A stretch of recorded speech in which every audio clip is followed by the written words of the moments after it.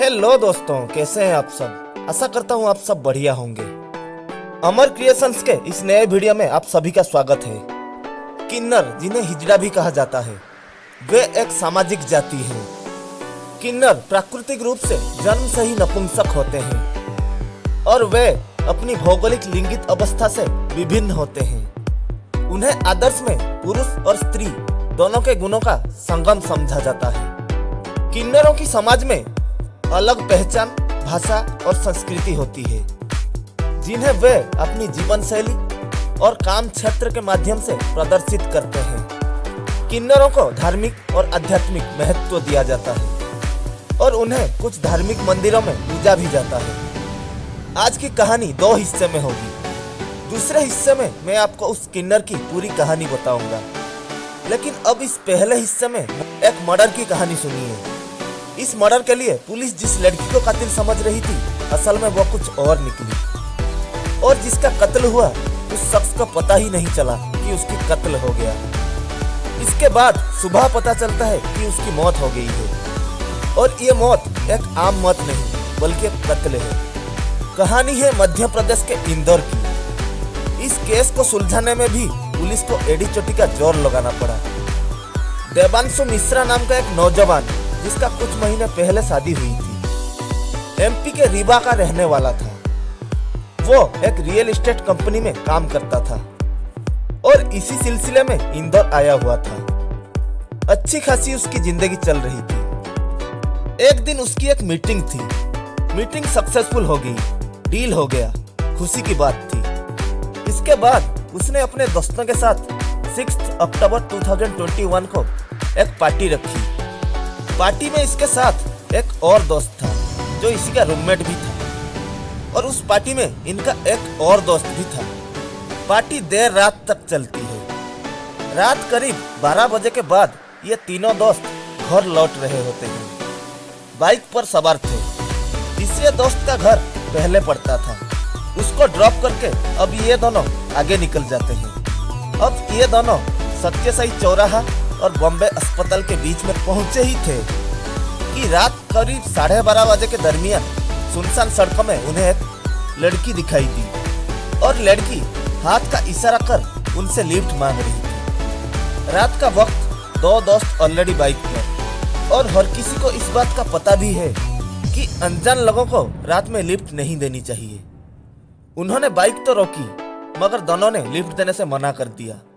लेकिन लड़की जिद करने लगी और फिर शोर करने लगी। तभी अचानक वहां पे 3 और लोग पहुंच गए। थोड़ी देर में देवांशु और उसके दोस्त को पता चल गया कि ये 3 लोग अचानक नहीं आए, बल्कि ये सब कुछ एक प्लानिंग है। उन तीनों ने कहा, दे दो जब लड़की लिफ्ट मांग रही है। इन्होंने मना किया। फिर झगड़ा हुआ, धक्का मुक्की हुई, और देवांशु किसी तरह से अपने दोस्त को पीछे बिठाकर वहां से निकल पड़ा। इन्हें लगा चलो जान बची। दोनों घर लौटे और एक कमरे में अलग अलग बेड पे सो गए। सुबह होती है। वो दोस्त उठता है और देखता है कि अभी तक देवांशु उठा नहीं है। वो उसके बेड के करीब जाता है तो उसके होश उड़ जाते हैं। देखता है पूरी बेड पे खून ही खून, देवांशु के कपड़े पे खून। उसे लगा कि पता नहीं क्या हो गया। उसने शोर मचाया। पड़ोसी के मदद से देवांशु को फौरन अस्पताल ले जाया गया। वहां पे पता चला देवांशु की मौत हो चुकी है, और उसकी मौत को कई घंटे बीत चुके हैं। फिर पुलिस को खबर दी जाती है। पुलिस आती है, पुलिस जांच करती है, तफ्तीश करती है, बयान लेती है। देवांशु का दोस्त सब कुछ बताता है। अब मामला पुलिस के नजर में क्योंकि कत्ल का था, फिर पोस्टमार्टम रिपोर्ट आई। अब पुलिस को पहले उस लड़की को ढूंढना जरूरी था, लेकिन एक शहर में उस लड़की को ढूंढना बड़ा मुश्किल काम था। 1-2 दिन बीतता है, और इसी दौरान में एक शख्स दावा करता है कि उस रात जो कुछ हुआ वो वहां से गुजर रहा था, और उसने अपने मोबाइल से एक वीडियो बनाया। वो वीडियो पुलिस को हासिल हो जाती है। पुलिस उस वीडियो को देखती है। वीडियो रात के अंधेरे में था, रिजोल्यूशन साफ नहीं थी। झगड़े की तो आवाज आ रही है, लेकिन चेहरा किसी का साफ दिखाई नहीं दे रहा था। उसमें वो लड़की भी दिख रही है, लेकिन चेहरा पहचानने लायक है नहीं किसी की। पुलिस को लगा इस वीडियो से कोई फायदा नहीं होगा, फिर भी उन्होंने बार बार देखी, जूम करके देखी। इसी दौरान पुलिस को उस ऑडियो में एक नाम बार बार सुनने को मिली कि जोया चल। अब पुलिस को पता चला कि उस लड़की का नाम जोया है। अब पुलिस के सामने एक चुनौती ये थी कि वो सिर्फ एक नाम के सहारे उस लड़की तक पहुंचे। पुलिस ने अपनी पूरी टीम लगाई।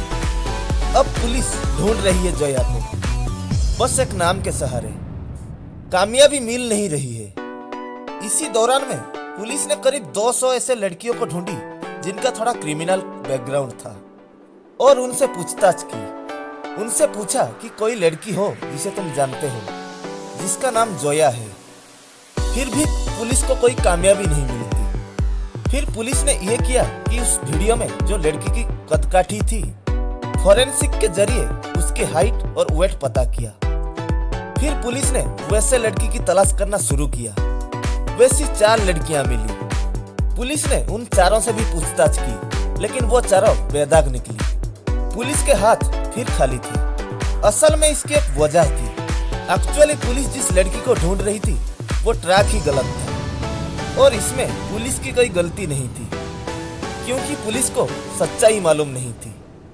तमाम पूछताछ के दौरान एक लड़की जिसका क्रिमिनल बैकग्राउंड था, जब पुलिस ने उसको दिखाया कि ये देखो, क्या तुम ऐसे कोई लड़की को जानते हो जिसका नाम जोया है, तो वो बताती है कि हाँ मैं जानती हूँ, लेकिन ये एक लड़की नहीं, ये एक किन्नर है, ट्रांसजेंडर। और इसी तरह वो हाईवे पे लोगों को लूटती है लिफ्ट के बहाने और उन्हें यौन शोषण के इल्जाम में कई बार फंसाती भी है ताकि ब्लैकमेल करके पैसा लिया जाए। अब तक पुलिस जिस जोया नाम की लड़की को ढूंढ रही थी, दरअसल वो एक किन्नर थी। फिर पुलिस ने सबसे पहले उसके टीम में शामिल 3 लोगों को पकड़ा, अल्लू, शाहिद नाइट्रा और अलीम। इनके निशानदेही पर फिर जोया को गिरफ्तार किया गया। जोया ने सब कुछ माना क्योंकि एविडेंस भी था।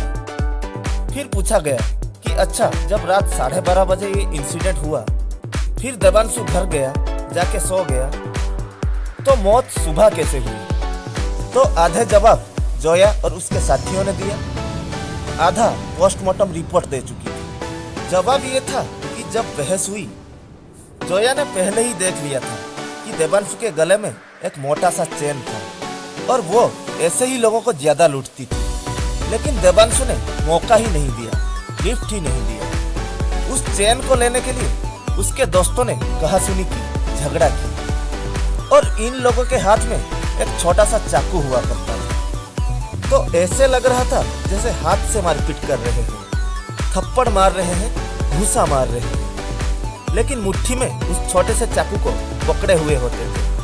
और उस धक्का मुक्की के दौरान उन्होंने कई बार देवांशु के जिस्म पे उस चाकू से वार किया। अब वो इतना बारीक वार था कि देवांशु को पता ही नहीं चला।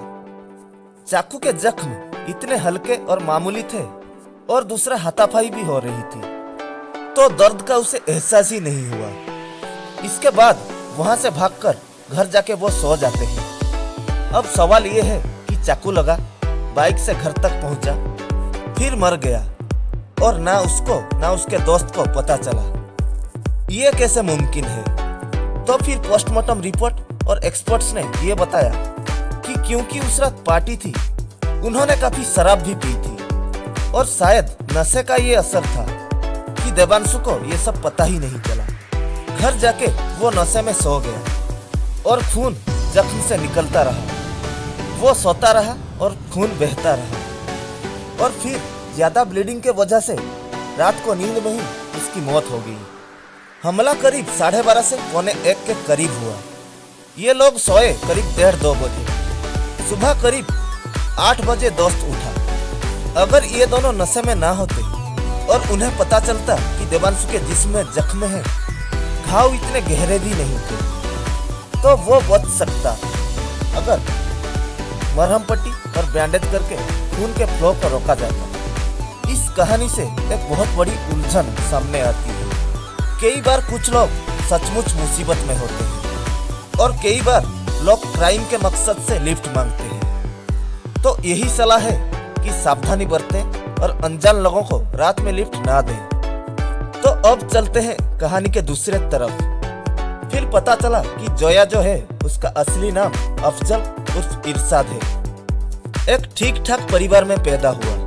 बचपन से ही उसका हुलिया लड़कों जैसा कम और लड़कियों जैसा ज्यादा था। उसके अंदर लड़कियों वाला गुण ज्यादा थे। कुछ वक्त बाद उसे खुद लगने लगा कि मैं लड़का शायद हूँ नहीं, मैं लड़की हूँ।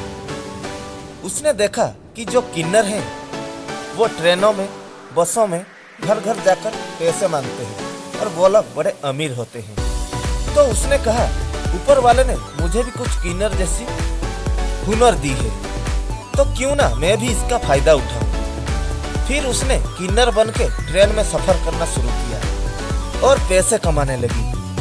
इत्तेफाक से एक रोज वो एक ट्रेन में इसी तरह पैसे वसूल रहा था। तभी वहाँ असली किन्नर आ गए। उन्होंने इसको देखा, इससे पूछताछ की, क्योंकि हर किन्नर का अपना एक इलाका होता है। उस इलाके में कोई दूसरा किन्नर आके पैसा नहीं मांग सकता। ये हमारे पूरे देश का रूल है। फिर अफजल फंस गया। उसकी खूब धुलाई हुई। फिर उसे वहां से भगाया गया। लेकिन अफजल को किन्नर ही बनना था, क्योंकि उसमें बहुत पैसे हैं। फिर वो एमपी से दिल्ली आती है या आता है, आप जो भी कहें। फिर उसे पता चला कि फरीदाबाद में एक क्लिनिक है जहाँ पे सेक्स चेंज होता है।